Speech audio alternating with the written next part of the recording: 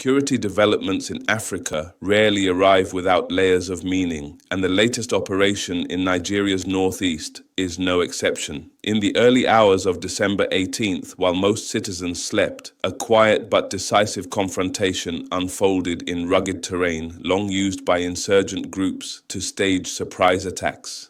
Troops under Operation Hadin Kai intercepted and dismantled what military sources describe as a carefully planned infiltration attempt aimed at Borno State, advancing through the Mandera mountain axis. What followed was not just a battlefield engagement, but a moment that speaks to the broader struggle over state authority, civilian safety, and the future of security in the region. According to military accounts, the operation did not begin with gunfire. It began with intelligence. Advanced surveillance systems detected unusual movement deep within difficult terrain that insurgents have historically exploited under the cover of darkness. This was not random motion or isolated activity. It was calculated, deliberate, and clearly intended to breach defensive lines and move closer to civilian areas. Rather than react hastily, ground forces exercised restraint and discipline. They allowed the fighters to advance into a pre-selected engagement zone, demonstrating a shift from reactive defense to controlled counterinsurgency tactics. When the response came, it was swift and coordinated. Ground troops engaged first, neutralizing several fighters on the spot. Among those killed was a senior commander, described by sources as a high-value target whose role extended beyond combat operations. Reports indicate he was accompanied by a cameraman, allegedly documenting the mission for propaganda purposes. That detail alone reveals the confidence these groups often operate with, believing their movements will once again evade detection and succeed. This time, that confidence proved fatal. As surviving insurgents attempted to withdraw, air assets were deployed with precision. Airstrikes targeted escape routes and retreat corridors, ensuring that the operation did not end with a partial success. The combination of ground engagement and aerial coordination effectively dismantled the group's ability to regroup or flee. By the time the operation concluded, what was intended as an infiltration had become a significant setback for the insurgents' operational capacity in the area. Subsequent exploitation of the battlefield revealed the scale of disruption inflicted. Troops recovered AK-47 rifles, machine guns, loaded magazines, handheld radios, mobile phones, a camcorder, and several motorcycles and bicycles used for logistics and mobility. More revealing were the blood trails and shallow graves discovered nearby, strong indicators that additional casualties were sustained beyond those immediately visible during combat. These findings suggest the impact of the operation extended further than initial reports indicated.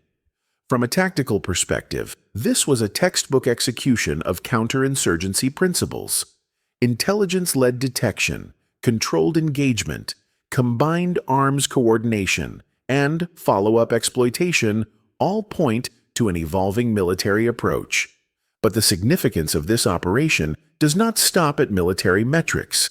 It forces a broader conversation about governance, security, and the lived reality of citizens in conflict-affected regions. At its core, the Nigerian Constitution assigns the protection of lives and property as a primary duty of the state. In communities battered by years of insurgency, every successful military operation becomes more than a headline. It becomes a measure of whether the state is reclaiming its authority and restoring public trust. For residents of Borno State and surrounding areas, stopping an infiltration before it reaches civilian zones is not a minor detail. It is the difference between another night of terror and a fragile sense of safety. Yet, contradictions remain. While commanders are neutralized and weapons recovered, insecurity persists across multiple regions. For every group disrupted, new recruits continue to emerge. This reality raises uncomfortable but necessary questions. Are these operations sufficient on their own? Can they be sustained over time? And most importantly, Do they address the root causes that allow insurgency to regenerate? To answer those questions, we must place this development within Nigeria's wider national context. Insecurity remains one of the country's most pressing challenges.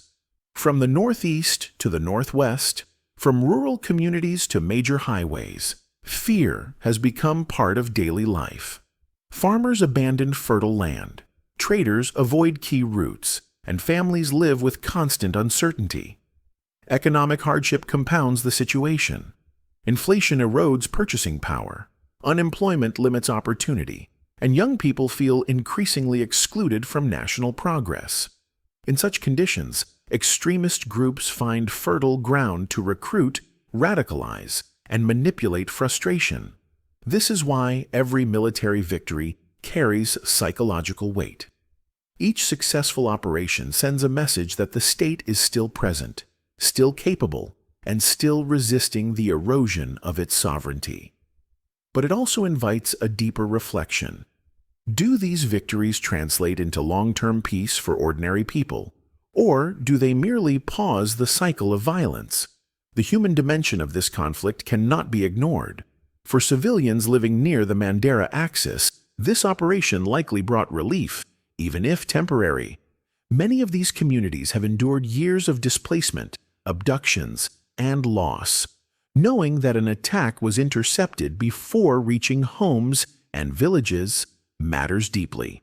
For the soldiers involved, this was another dangerous mission survived, another reminder of the risks they face daily.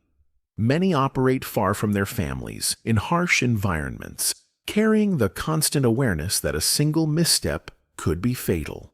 On the other side of the conflict are also families. Families who will receive news that a son, brother, or husband will not return. Acknowledging this does not excuse terrorism, but it underscores a painful truth. Prolonged conflict leaves scars that extend far beyond the battlefield. Entire generations grow up shaped by violence, loss, and instability. Supporters of the military will see this operation as evidence that momentum is shifting. Critics will argue that despite such victories, the conflict continues year after year. Both perspectives exist because both are grounded in lived experience. The challenge lies in bridging the gap between tactical success and lasting peace. From the government standpoint, this operation aligns with a broader shift in posture. Since the appointment of Christopher Musa as Nigeria's Minister of Defense, military messaging suggests a more aggressive, proactive strategy.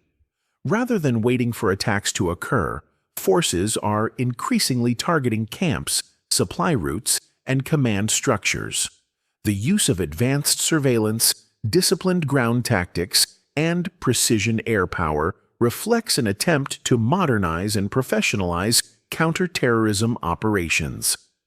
Politically, visible action against insecurity also serves another purpose: restoring public confidence. In a nation where trust in institutions has been strained, decisive operations signal that the state is responding. But history, both in Nigeria and across the continent, shows that military force alone rarely ends insurgency.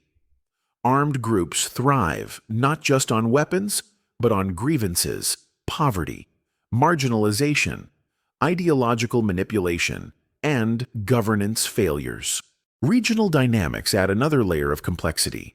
The Mandera mountain axis and surrounding border areas are porous. Fighters move across boundaries, exploiting gaps in coordination between states.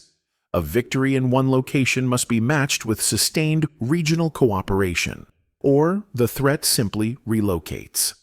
Security in the Sahel and Lake Chad region is interconnected, and isolated success cannot substitute for coordinated strategy. Looking ahead, several implications emerge. In the short term, intensified operations are likely. Military pressure often triggers retaliation attempts or propaganda efforts aimed at projecting continued relevance. Communities may experience increased security presence, while intelligence-led operations expand. In the medium term, political actors may cite this operation as evidence of progress, particularly in debates over defense funding, troop welfare, and security reform. In the long term, however, the true test lies beyond military engagements. Rebuilding communities, resettling displaced persons, creating economic opportunities, and addressing ideological drivers of extremism will determine whether these victories endure.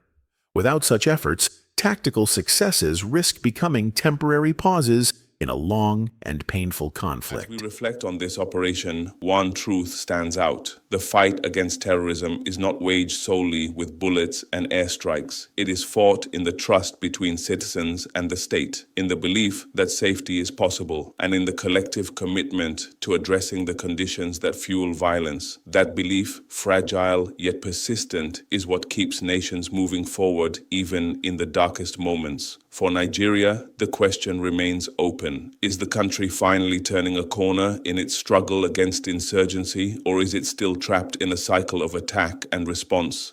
The answer will not come from a single operation, but from what follows next, on the battlefield, in policy rooms, and in the everyday lives of ordinary people. As we